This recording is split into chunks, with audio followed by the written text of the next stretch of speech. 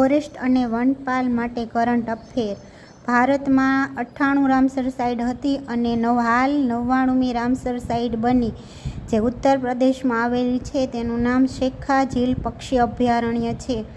તે તાજેતરમાં એપ્રિલ 2026માં કેન્દ્રીય પર્યાવરણ મંત્રી ભૂપેન્દ્ર યાદવે જાહેર કરી. હાલ ઉત્તર પ્રદેશમાં 12 રામસર સાઇટ રહી છે.